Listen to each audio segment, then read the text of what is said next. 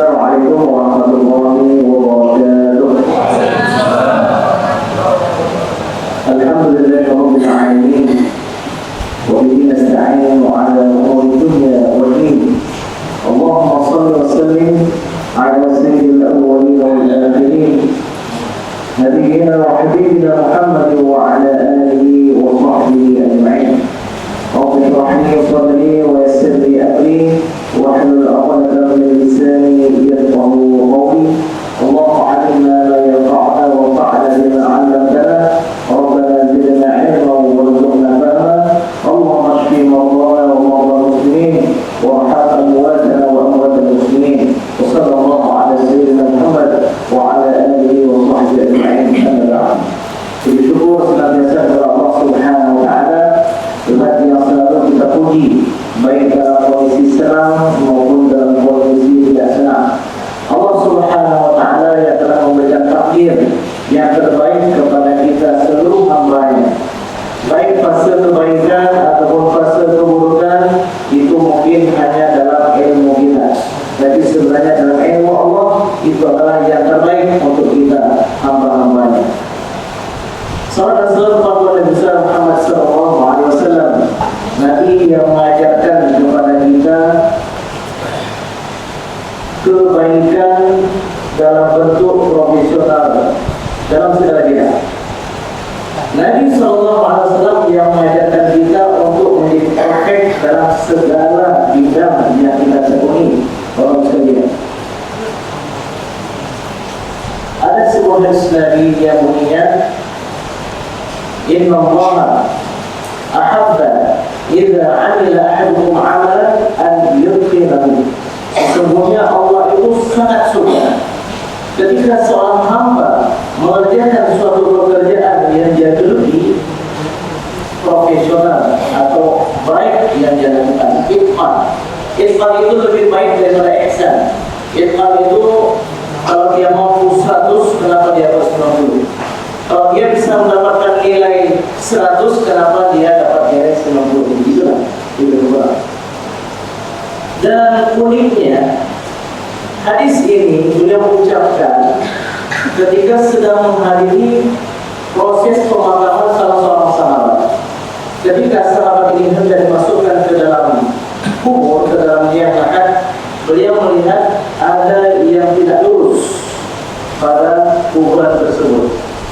Rasulullah SAW luruskan sana, lebarkan di sini, ratakan di sini, dan seterusnya.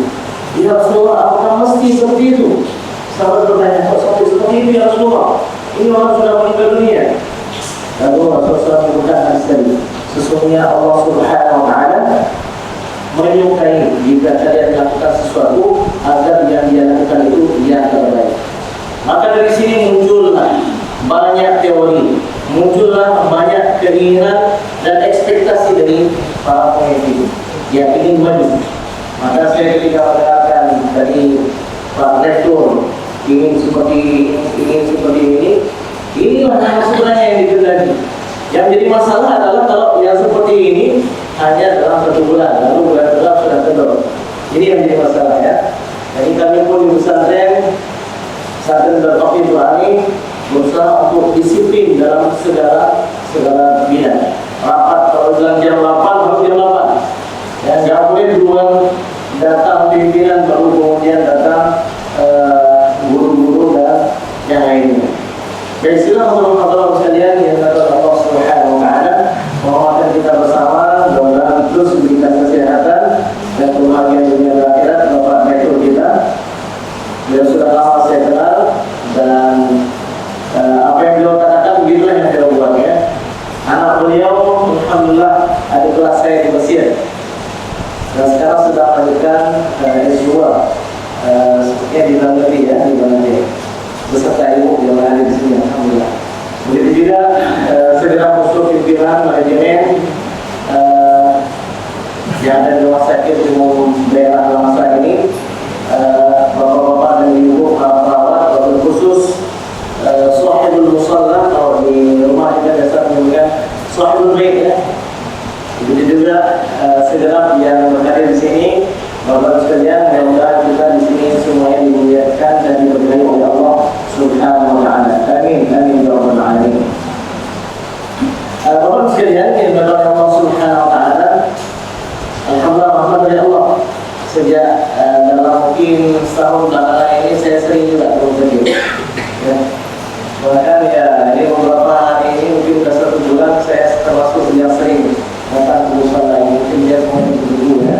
Karena saya sudah dirawat ya ICU mungkin sudah belasan hari.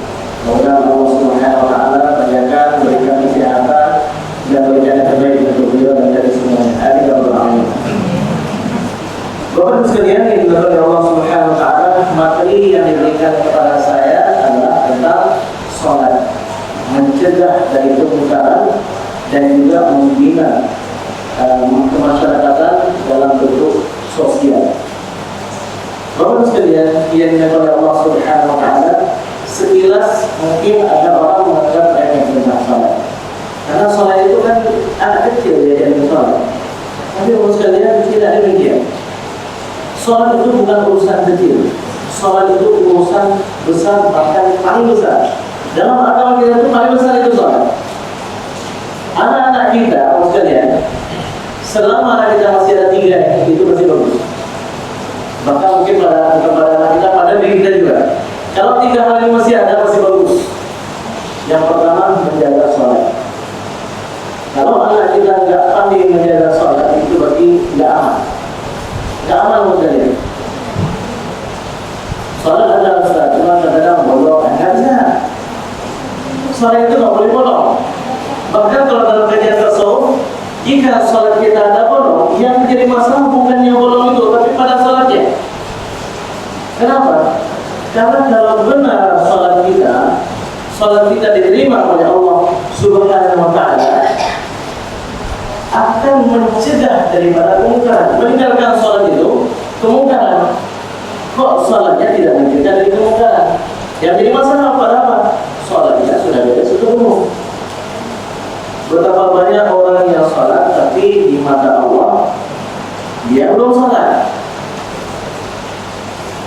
Dia tidak menyempurnakan tahapannya, dia tidak menyempurnakan rukuk dan sujudnya. Kita sering dengar ya bagaimana dia pencuri.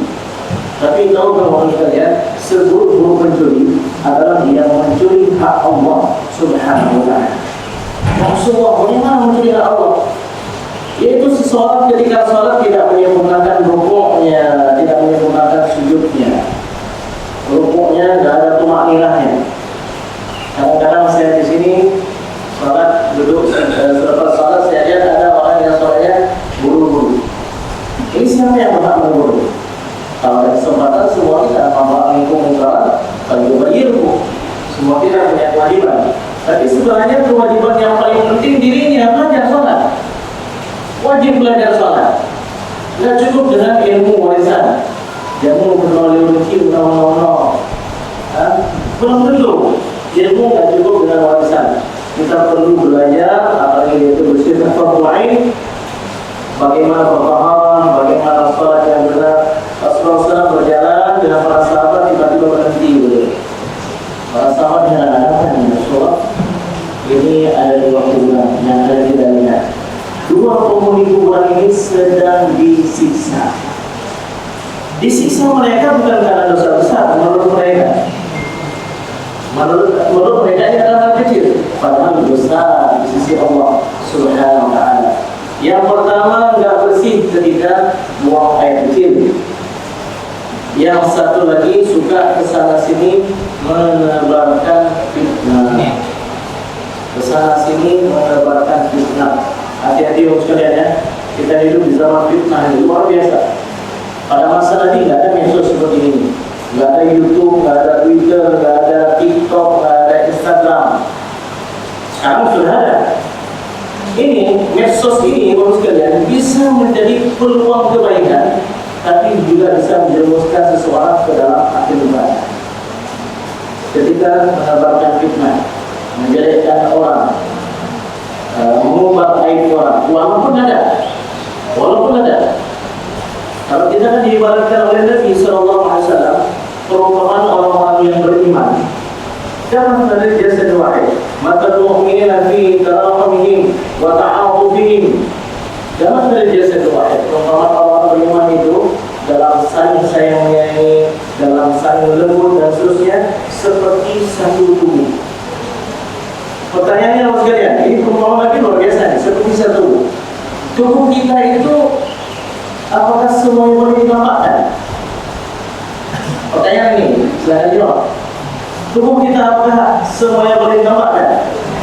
Tidak, ada aurat yang harus ditutup, wajah kita tampakkan.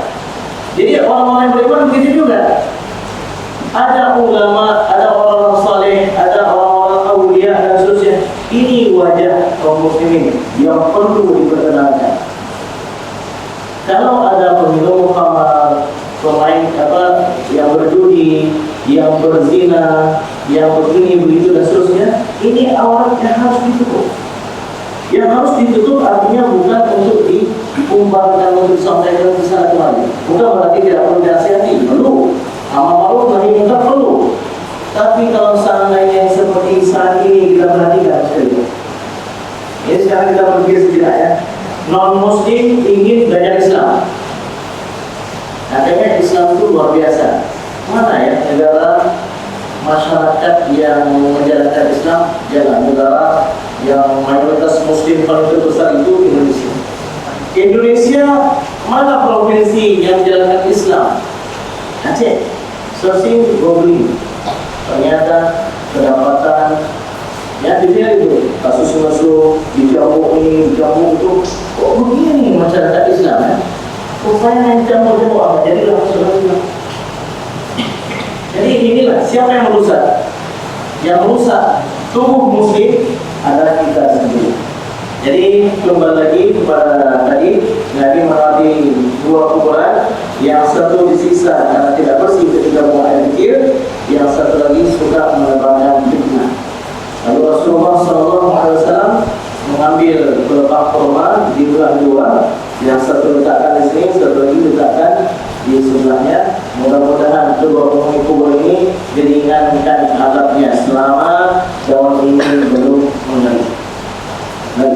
Jadi tiga hal. Yang pertama salat. Yang kedua, pastikan pada diri kita dan akidah untuk kita bahwa kita baik-baik saja. Yang pertama salat, yang kedua bacaan Al-Quran. Siapa yang hari ini baca Al-Quran ya? Ada 2 hari, ada 1 minggu, ada 1 bulan, Alhamdulillah. Pastikan setiap hari ada baca Al-Quran. Jangan remehkan Quran itu. Anak boleh Quran, yang boleh kitab, yang boleh kitab kuning. Kita perlu belajar fikih perlu, tapi Al-Quran yang tinggalkan. Al-Quran Hablullah al-Matin. Dialah Nabi tak pernah berhenti dari Al-Quran. Para sahabat, para ulama, para awliya, orang saleh itu mereka tahu yang kita dengan Al-Quran. Baca Al-Quran sekalian, walaupun hanya surah Yasin, walaupun hanya surah Al-Kahfi, walaupun hanya 1 juz, 1 juz, walaupun hanya setengah juz. Tak bisa setengah juz, 1/4 juz. Tak bisa 1/4 juz, 1 lembar. Yang penting ada. Kita mulakan dari kita dalam baca Al-Quran. Tak bisa 1 lembar, 1 halaman. 1 halaman berapa menit? 1 halaman 5 menit tidak sampai. Tapi seringnya kita baca 1 halaman, dia lihat-lihat. Kan sakit dia. Baru 5 menit kok kan. Tapi kenapa ketika kita buka YouTube, buka Instagram, buka medsos dan seterusnya, dia maka dia berdoa kata-kata. 1 jam rupanya. Buka ini itu. Dia Al-Quran 1 lembar kita buka, rasa lama banget 5 menit itu. Utsman bin Affan radhiyallahu anhu, beliau mengatakan kalau hati kita itu bersih, tidak akan kenyang dari Al-Quran. Ini orang baca 5 menit rasanya sudah cukup untuk tadi cepat kenyang dengan Al-Quran. Utsman bin Affan mengatakan kalau bersih hati orang yang beriman, tidak akan kenyang-kenyang dari Al-Quran. Dan beliau bagaimana praktiknya, jalannya atau praktiknya bagaimana? Ternyata Utsman bin Affan setiap hari mengkhatamkan Al-Quran 1 kali. Itu sahabat Nabi yang khalifah, sahabat Nabi yang luar biasa kaya raya, sahabat Nabi yang banyak mengurus urusan kaum muslimin dan seterusnya. Jadi ada 3 tadi. Yang ketiga adalah sedekah. Sedekah inilah yang sedang digalakkan oleh Bapak Rektor. Ini saya bukan memuji beliau, tapi yang beliau lakukan itu memang betul. Maka harus kita dukung. Kalau dia itu kebenaran, nggak boleh nggak kita dukung mau sekalian. Tapi kalau salah, jangan didiamkan. Jadi selama ini kebenaran dukung. Saya yang pertama sekali saya senang sekali, ya, musola ini sudah sampai tebal. Jadi ketika kita datang ke musola ini, masya Allah, nyaman sholatnya. Saya mau berlama-lama di sini. Kalau kemarin itu rasanya kalau sujud maunya imamnya jangan lama itu. Ya, tapi kalau sekarang ini, umum ya pukul rata, yang terlalu panjang, ya sujudnya karena yang di belakang banyak variasinya. Tapi ketika kita sholat sendiri mau kita lama-lama sujud dan seterusnya. Alhamdulillah, mudah-mudahan seperti ini terus dan belajar kebaikan-kebaikan berikutnya. Amin ya Allah. Baik, sekalian kita kembali kepada masalah kita yaitu sholat. Bapak sekalian, yang dimuliakan oleh Allah Subhanahu wa Ta'ala, hidup kita banyak hajat, banyak keperluan. Baik hajat itu untuk mendatangkan kebaikan ataupun hajat itu untuk menolak keburukan. Semua kita banyak hajat.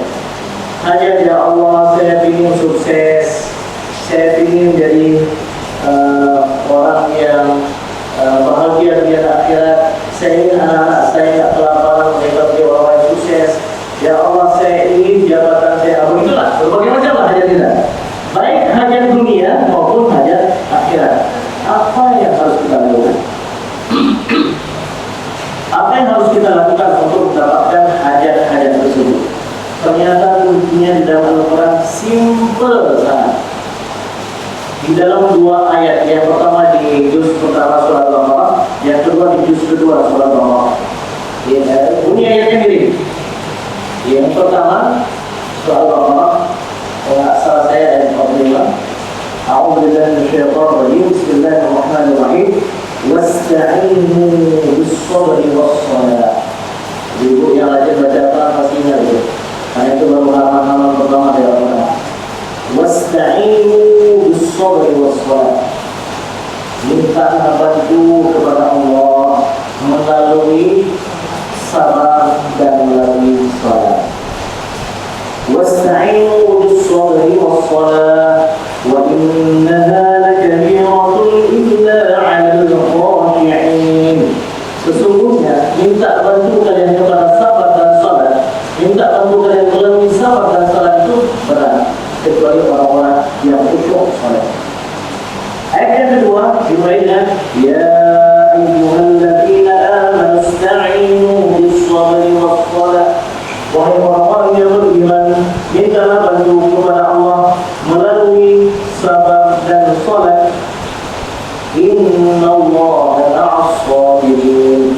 Sesungguhnya Allah bersama orang-orang yang sabar. Sidang hadirin sekalian yang dimuliakan oleh Allah Subhanahu wa Ta'ala. Bagaimana maksud minta bantu kepada Allah melalui sabar dan salat? Kalau melalui sabar, yang pertama kita harus tahu semua itu ada proses. Allah Subhanahu wa Ta'ala mengajarkan kepada kita bahwa sudah menjadi sunnatullah, sudah menjadi aturan Allah, segala sesuatu itu penuh proses. Bahkan Allah Subhanahu wa Ta'ala dalam menciptakan langit dan bumi itu disebutkan dalam Al-Quran fi sittati ayyam, dalam 6 hari, yang setiap hari itu sebanding dengan 1000 tahun. Apakah Allah tidak mampu menciptakan langit dan bumi pun? Ya, saya pun sangat mampu. Tapi kenapa demikian? Allah mengajarkan kepada kita bahwa semua itu perlu pada proses. Ibu yang mengandung perlu proses 9 bulan. Baru mengandung 4 bulan, ya Allah melahirkan terus. Tak bisa. Melahirkan terus, ya Allah. Tak bisa. Anak yang sedang disusui, ya Allah jadikan terus dia bisa tamat SMA. Tak bisa. Ada proses. Proses inilah ya yang dikatakan kalau kita menjaga proses ini berarti kita kita menghormati ketentuan Allah Subhanahu wa ta'ala. Sunnatullah. Bahkan bapak-bapak dan ibu dokter itu ketika memberikan obat tinggal kali satu, kapsul yang 9 tinggal kali satu supaya minum selama 3 hari. Kalau pasien ini nggak sabar, dan 9 kapsul dia minum supaya sehat sekali, itu sama yang terjadi. Iya, bukan kebaikan, justru kebinasaan terhadap dirinya.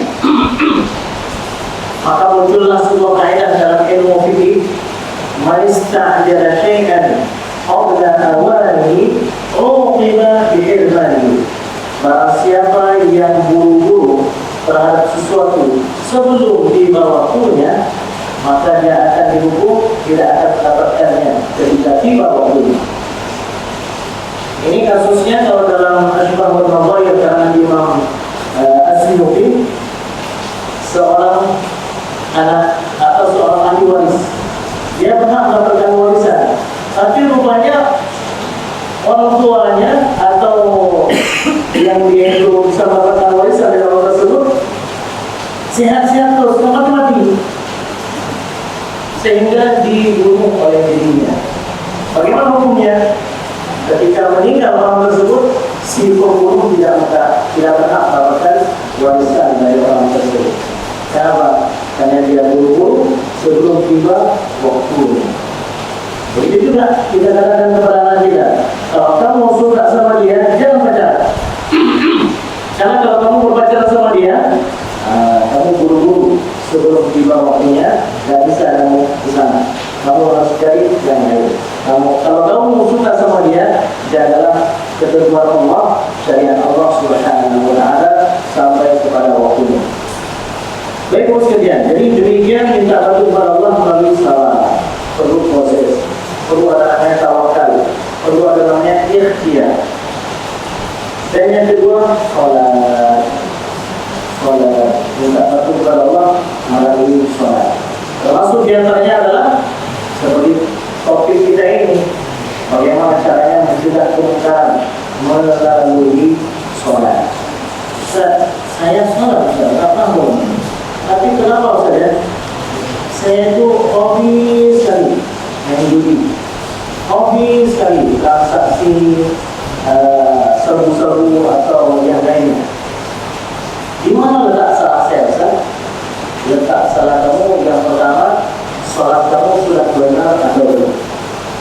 Sholat saya sudah benar, Ustaz. Kalau ada perkataan seperti ini biasanya pasti ada kesalahan.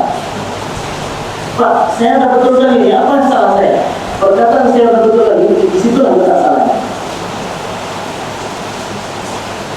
Imam Ibnu Athaillah As-Sakandari dalam Al-Hikam beliau menceritakan antara fikih dan tasawuf.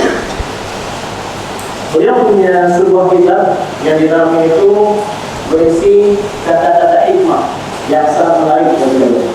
Sekiranya kita membaca hikmah-hikmah tersebut, bahasa yang singkat, padat, tapi maknanya luar biasa. Di antara yang beliau sampaikan dalam Al-Hikam tersebut, beliau katakan, aslu kulli ma'siyah wa ghaflah wa syahwah ar-ridha 'anil.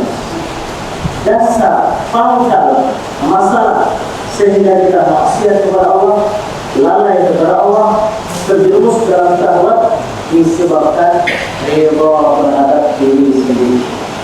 Merasa diri sudah terbaik, sudah mantap. Ar-ridha 'anil. Ketika kita merasa kagum dalam diri, merasa diri kita sudah oke dan tepat, disitulah syaitan bermain. Wa aslu kulli ta'ah, dan dasar kita mudah untuk melakukan taat. Wa yaqullah, terjaga kita mudah terperangkap dalam bisikan syaitan dan hawa nafsu adalah adamur ridha 'anil nafs, tidak reda terhadap diri sendiri. Bapak sekalian, kita dengan rahmat Allah Subhanahu wa ta'ala, ya, Allah yang Maha Pengasih, Maha Penyayang, insya Allah akan memasukkan kita ke dalam surga Jannatul Na'im. Ini orang lain.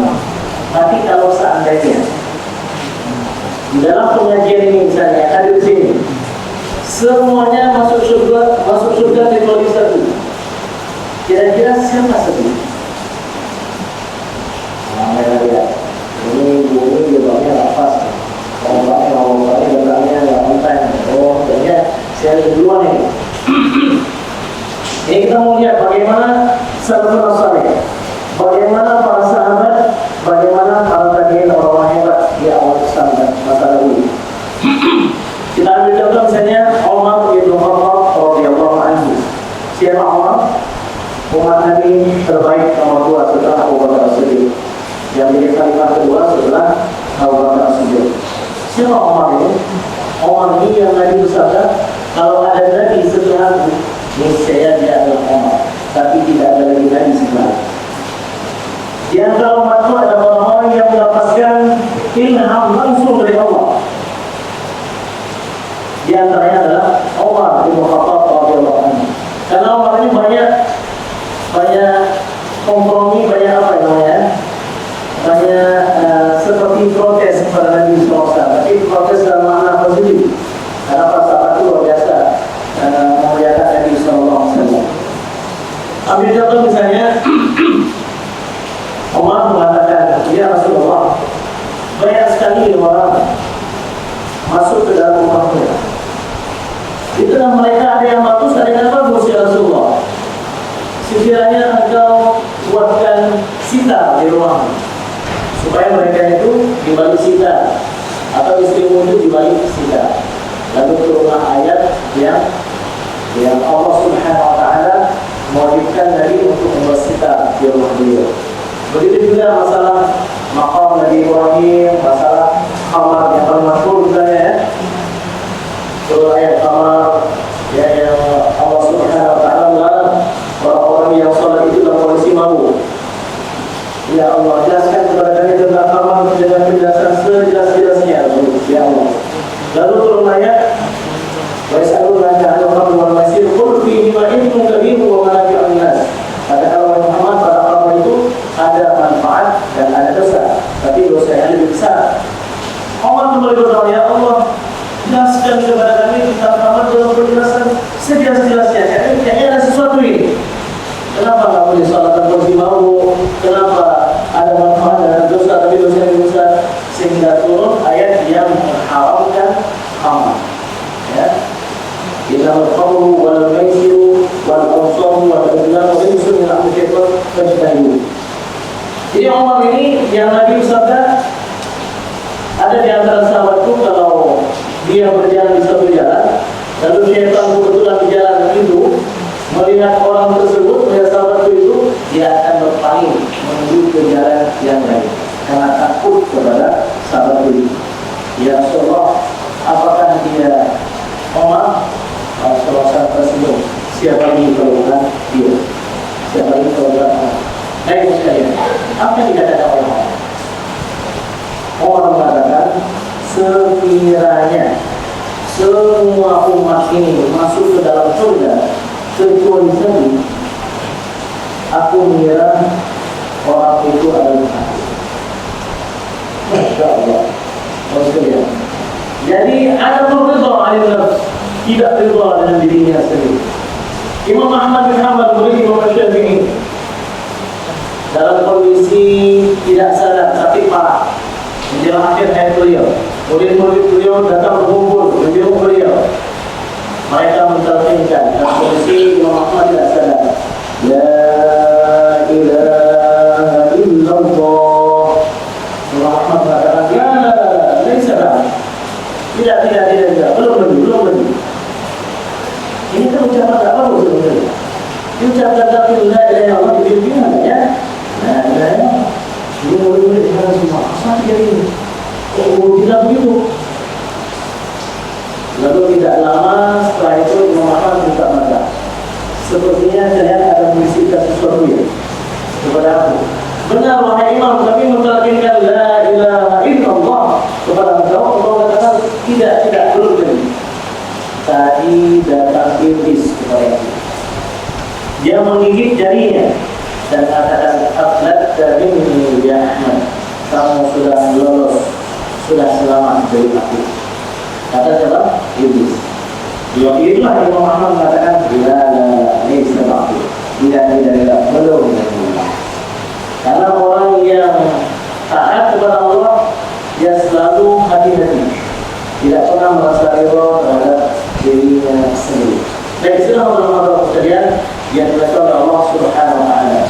Kita melihat Nabi sallallahu alaihi wasallam. Beliau Nabi sallallahu alaihi wasallam itu sedikit salat. Sedikit salat. Ada hajat salat. Ada kebimbangan dalam hati, ada kekurangan salat. Selalu dalam kondisi salat. Kita punya hajat, ada tak salat? Kalau ada masalah dalam rumah tangga, ada tak salat? Ketika kita lihat anak kita, ya Allah, kata tu dia tetap di berkorban, tetap tidak mau patuh, tidak mau taat kepada kita, ada tak kita salat? Kenapa? Wasta'inu bis-sabri was-salat. Kita berdoa kepada Allah melalui sabar dan salat. Sabar perlu proses, doa jalan terus. Tapi hati-hati, ada satu doa yang Allah tak akan kabulkan.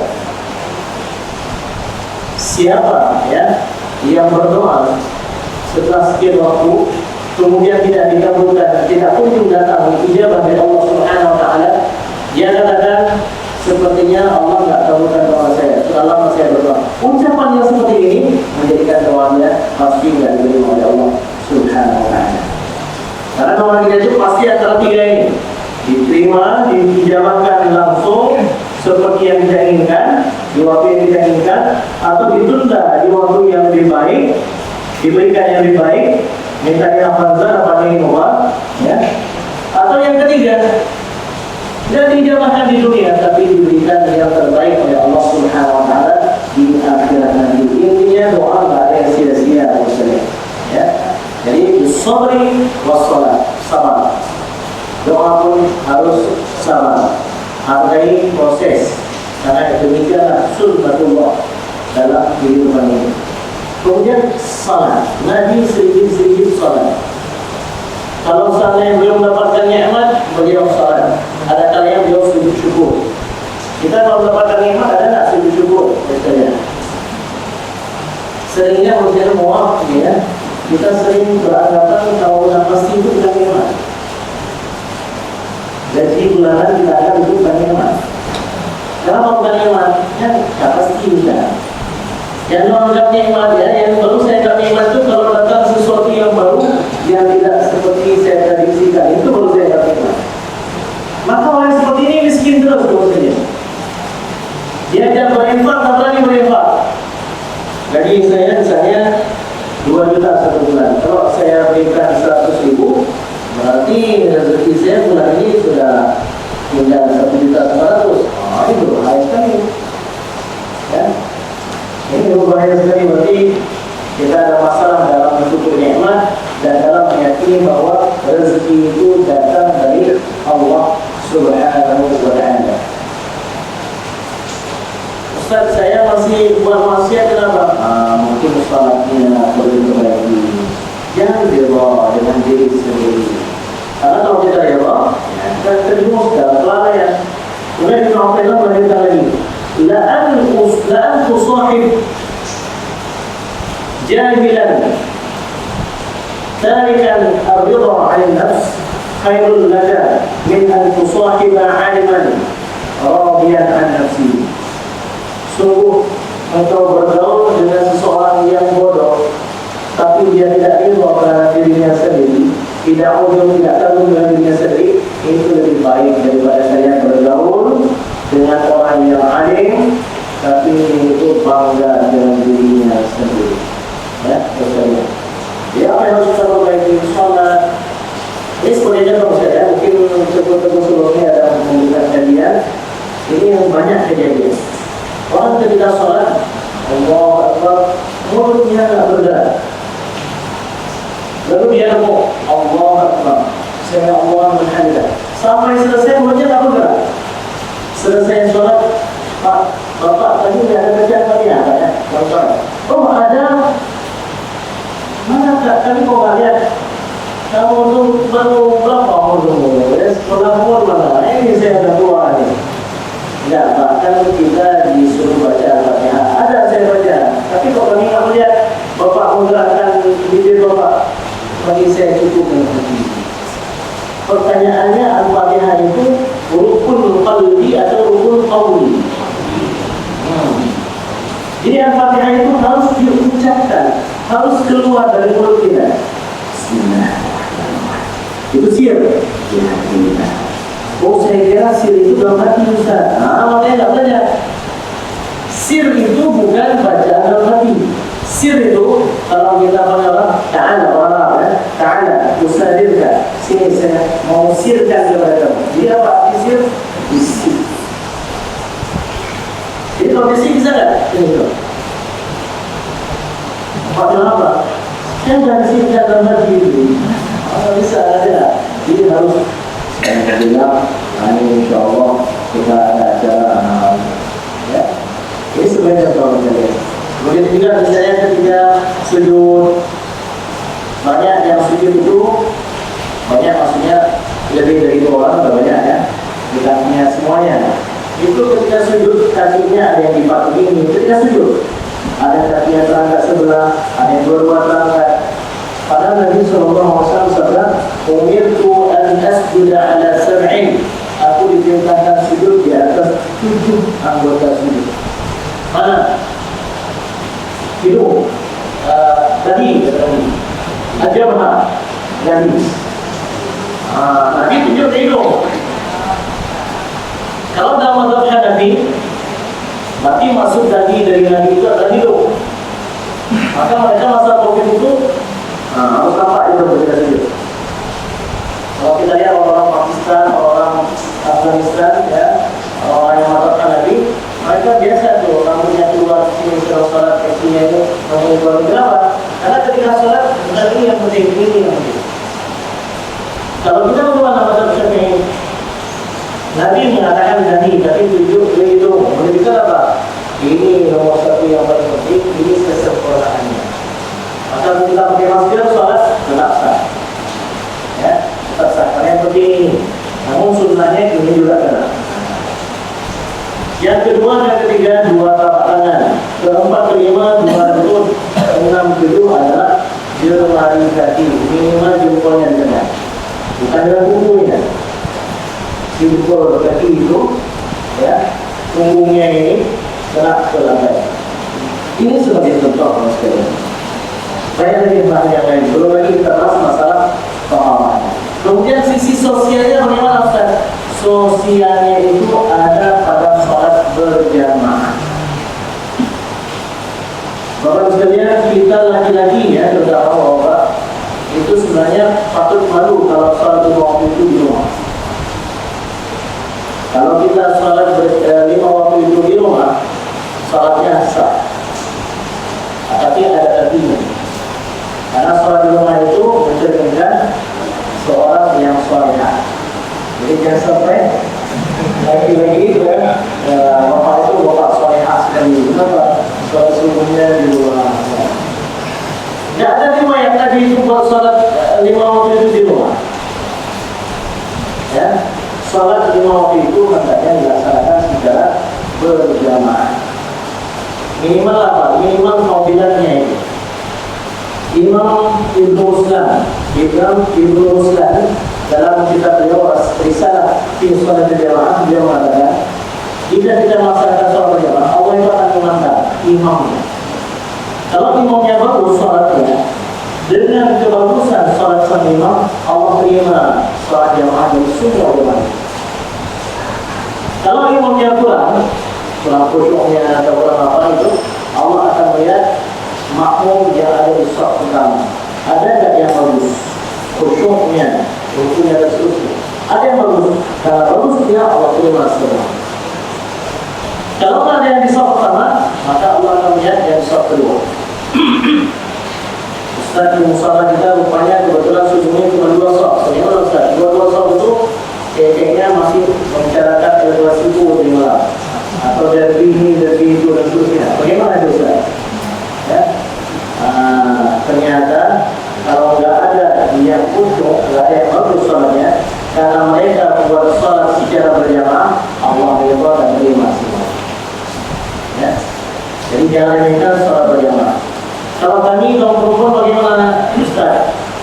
Sebenarnya kalau kondisinya aman, ada suami atau ada mahram, ibu pergi ke masjid dalam kondisi tidak meninggalkan beban di rumah, anak masih kecil tak dibiarkan, urusan masak sudah beres semua, dan ibu keluar tidak mengundang fitnah, tidak pakai kosmetik, ya, tidak pakai lipstik tebal-tebal, tidak pakai minyak wangi yang bisa dicium dari jarak 10 dan 20 meter dan seterusnya. Ternyata ibu tetap dianjurkan lebih baik sholatnya berjamaah di masjid. Buktinya mana?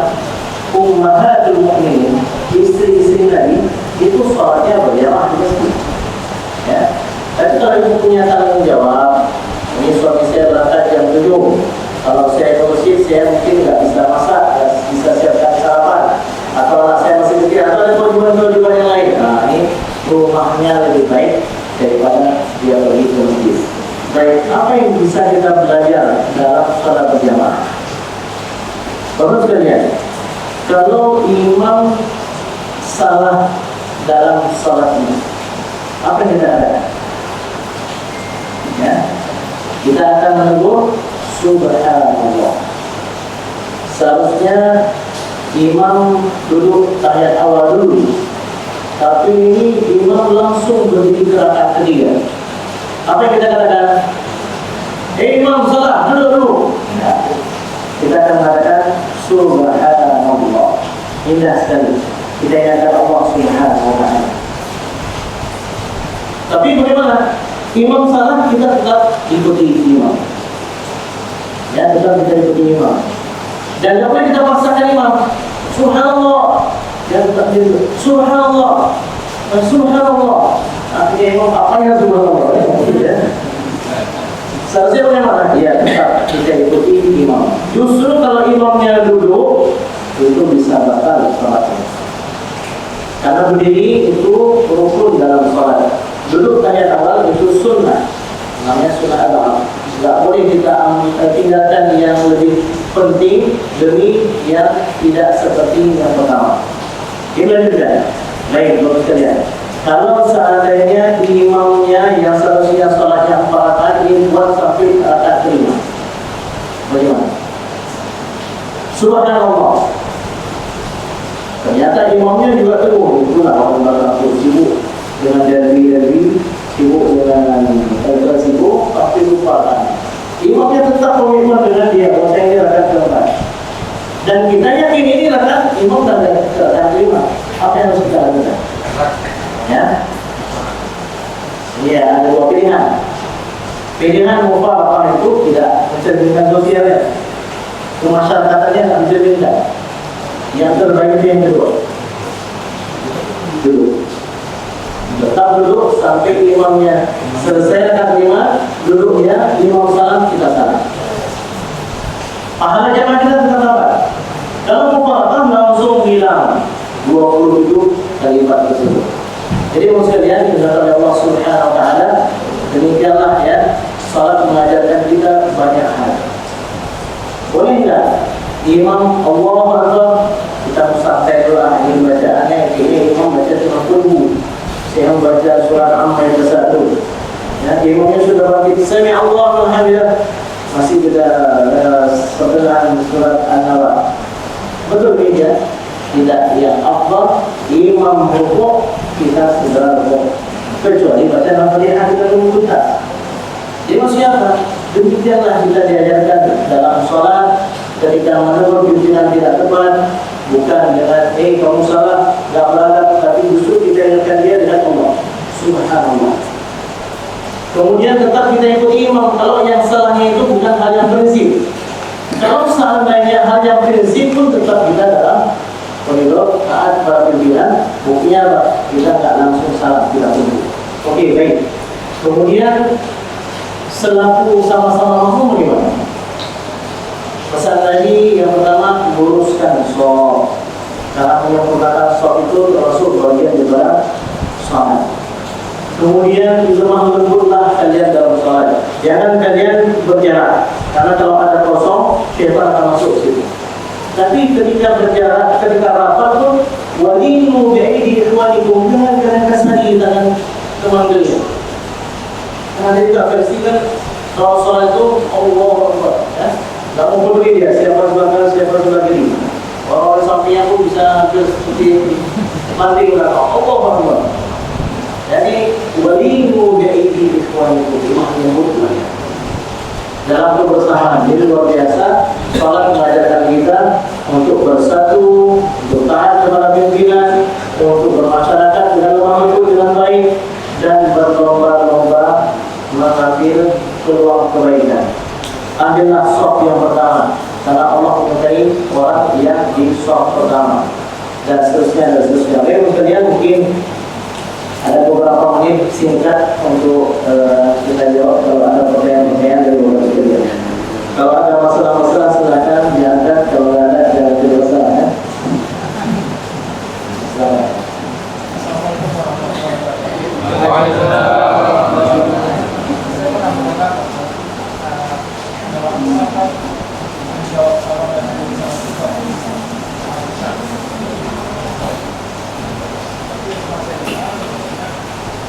Dalam masalah katanya ada semacam ceramah sama setelah assalamualaikum kan ada pertanyaan susulannya mau kemana dari mana.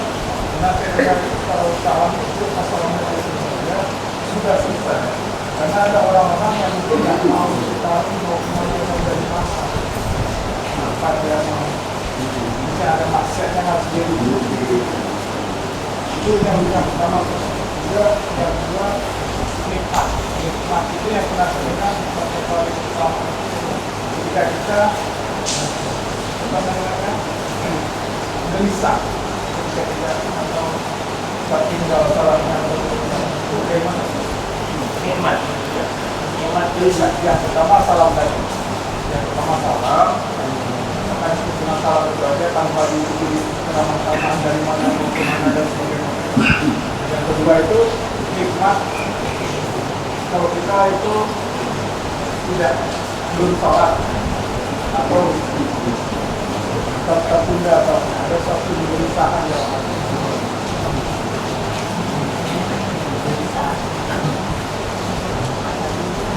Oke, baik, mungkin ada lagi yang sekalian hari kita jawab. Ibu biasa banyak masalah.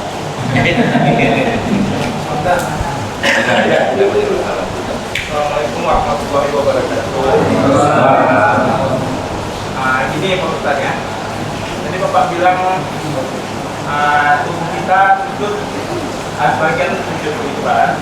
Tapi kalau ada orang misalnya dalam tahiyat akhir atau tahiyat awal atau dalam sujud kakinya itu tidak bisa Pak. Nah itu gimana hukumnya Pak? Itu aja Pak. Baik, masalah lagi sekalian. Ibu aman semua? Wakilan satu ibu kalau ada. Dalam sholat, apakah ada sholat qadha?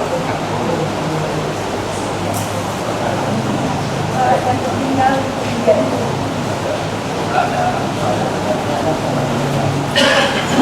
Baik sekalian, ini sudah terkumpul 3 orang yang bertanya. Yang pertama terkait menjawab salam. Sebenarnya afdalnya kalau kita mengucapkan salam itu bukan assalamualaikum saja, tapi assalamualaikum warahmatullahi wabarakatuh.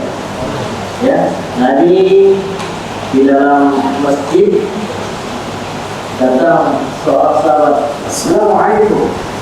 Rasulullah SAW jawab, waalaikumsalam. 10. Lalu datang sahabat yang berikutnya, assalamualaikum warahmatullahi wabarakatuh. Waalaikumsalam warahmatullahi wabarakatuh. 20. Lalu datang sahabat ketiga, assalamualaikum warahmatullahi wabarakatuh. Rasulullah SAW jawab, waalaikumsalam warahmatullahi wabarakatuh. 30. Sahabat bertanya, apa maksudnya 10, 20, 30? Ternyata dalam salam kita itu, salam itu kan doa ya. Doa. Selamat sejahtera, selamat, semoga Anda itu selamat. Dan warahmatullahi dan Allah menyayangi Anda. Wabarakatuh dan Allah memberikan keberkahan bagi Anda. Makanya saya, maka salam itu salam terbaik dari Rasulullah dan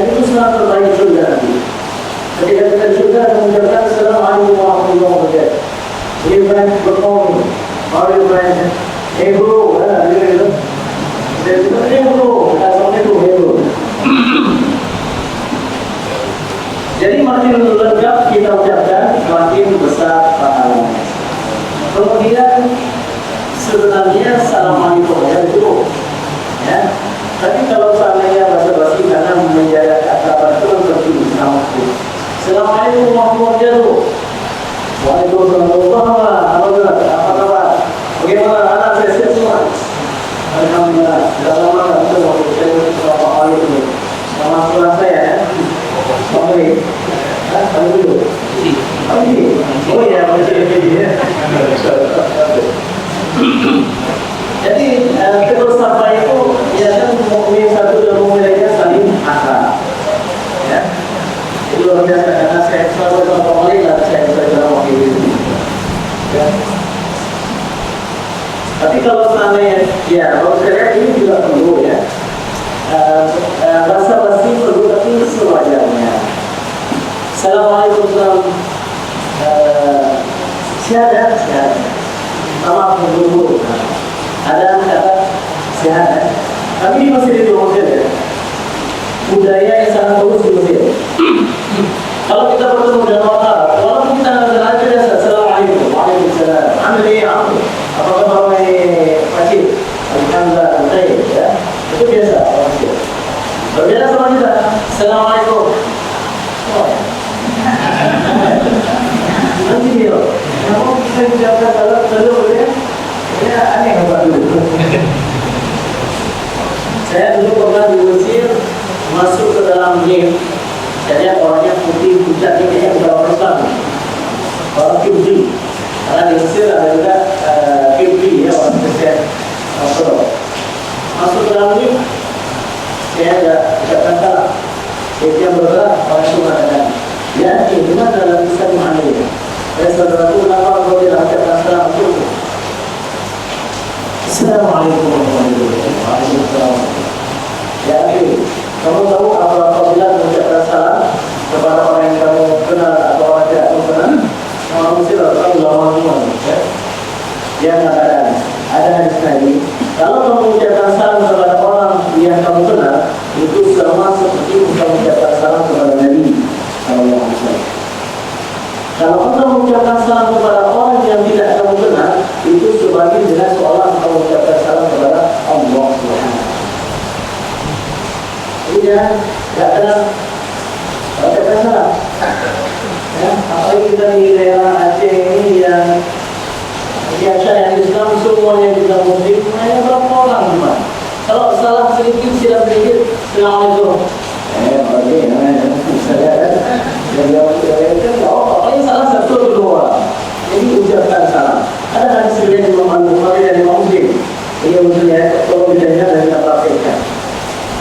Ternyata para malaikat itu terheran-heran ketika melihat dua orang Muslim berpapasan saling tidak mengucapkan salam. Jadi heran, kok bisa mereka mengucapkan salam? Padahal tidak perlu paham. Baik sekalian, kalau kita belum salat ada rasa gelisah, bagaimana itu?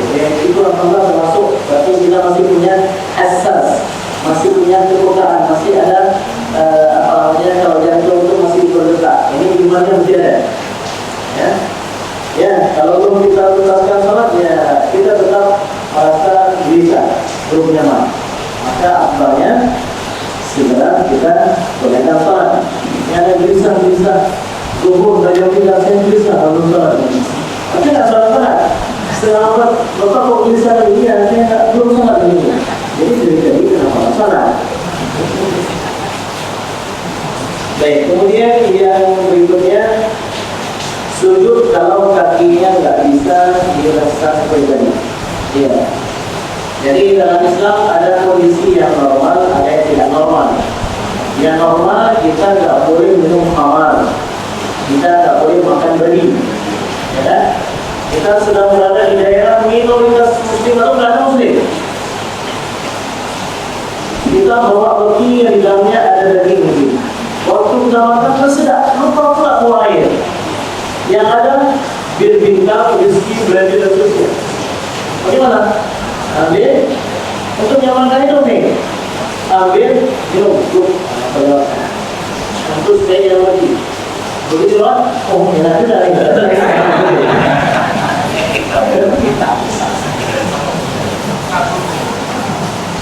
Jadi begitu juga dengan kalau kita sujud kaki kita nggak bisa kita bengkokkan karena pernah kecelakaan atau ada nanaknya, ada lukanya. Ya, Allah waktu begitu mahmud. Kondisi yang darurat itu membolehkan yang tidak dibolehkan. Yang tidak dibolehkan dalam kondisi normal dibolehkan dalam kondisi yang tidak normal. Tapi Allah itu cuma darurat kepada lihat. Yang namanya darurat itu sebatas daruratnya aja. Maksudnya apa? Saya yang nggak bisa itu Ustaz, kaki saya nggak bisa bengkokkan, saya bisa luruskan. Bapak kaki sudah aja, ya. Jadi jangan itu akhirnya apa? Saya soalnya sambil tidur dia, karena masih bisa dia dulu. Tetap sebatas daruratnya saja.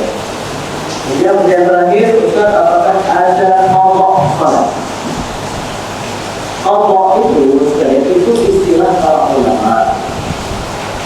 Pada masa Nabi belum ada istilah wajib, sunnat, mubah, makruh, haram. Yang ada Nabi memerintahkan begini, Nabi melarang begini, yang begini dianjurkan, yang begini nggak boleh tinggalkan sama sekali. Para sahabat paham mereka. Tapi setelah terjadi masa yang jauh antara kita dan Nabi, orang-orang mulai bertanya ini perlu dibuatnya ini anjurannya kuat. Harus kalau nggak kita lakukan tidak berdosa ataupun cuma sekedar anjuran. Oh ini sekedar anjuran, nah itu namanya sunnah.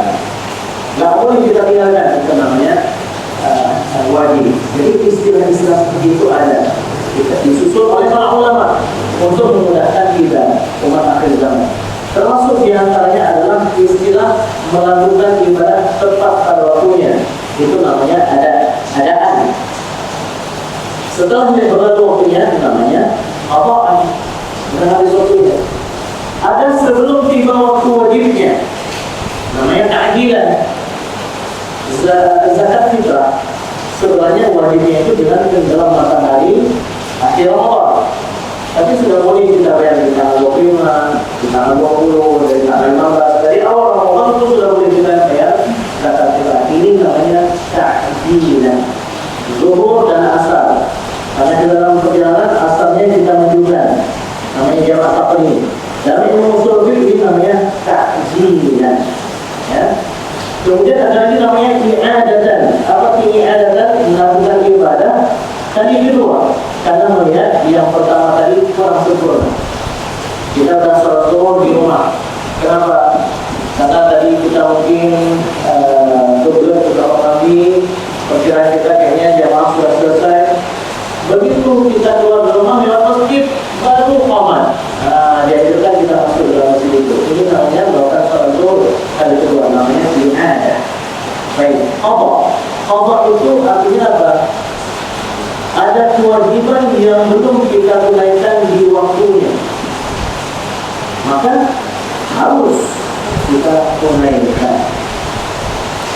Ini terlepas dari perkataan misalnya Imam Ibnu Taimiyah. Kalau Imam Ibnu Taimiyah ini adalah versi tersendiri, makanya kita ini kan Ibnu Taimiyah secara umum beliau mazhabnya Hambali. Secara khusus ada beberapa masalah beliau bahkan keluar dari mazhab yang empat. Jadi kita nggak perlu panjang lebarkan dalam pendapat Imam Ibnu Taimiyah. Yang intinya, kalau bapak sekalian, misalnya saya berubah sama bapak. Misalnya dalam 20 juta, berapa lama? 1 minggu.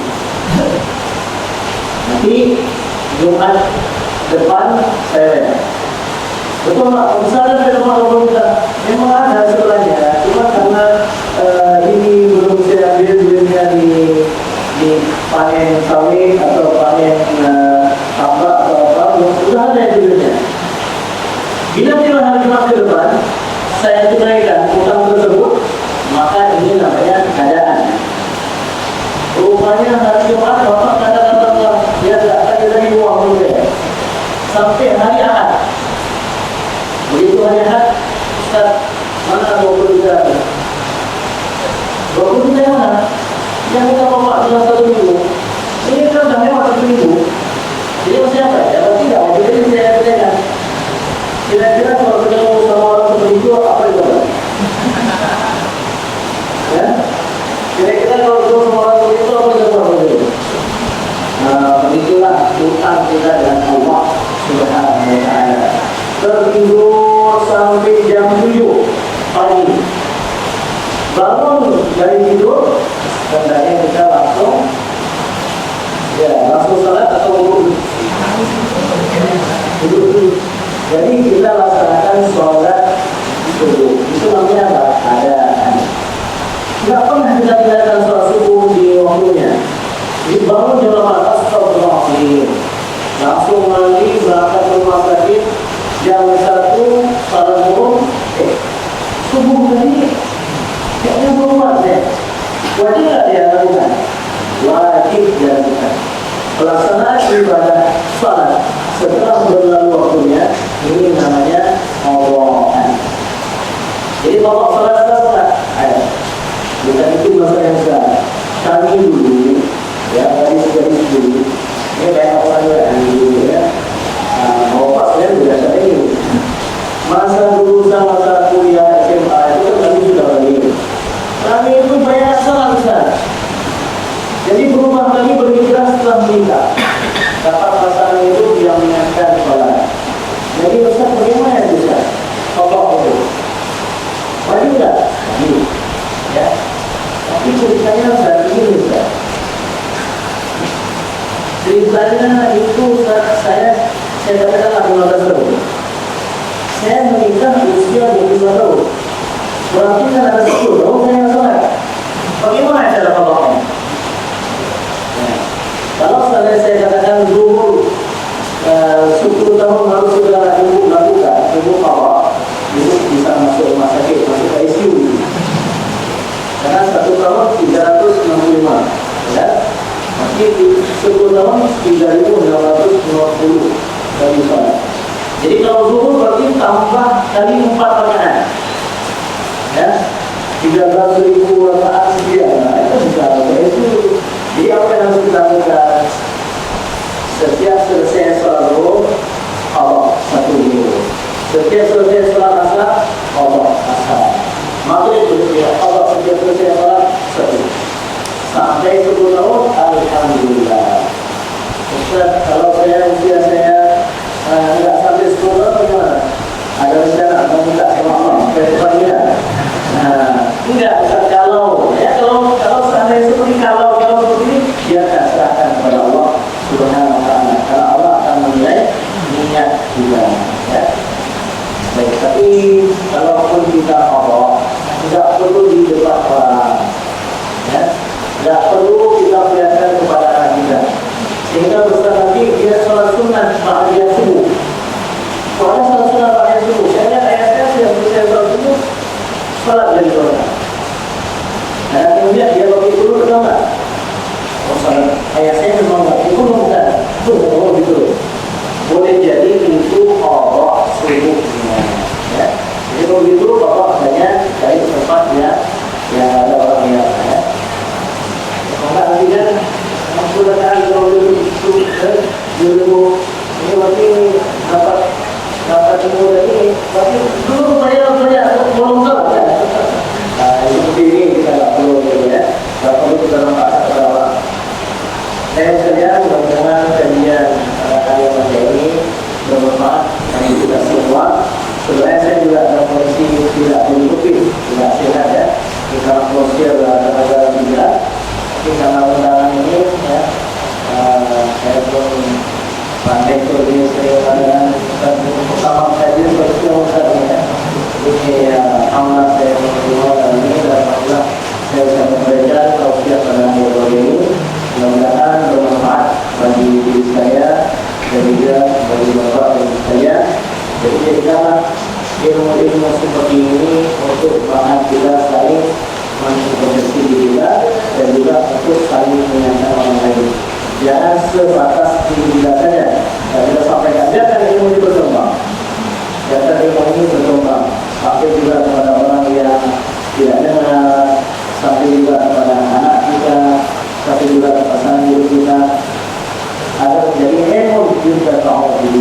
Bukan hanya kepada saya, Bapak dan Ibu juga menjadi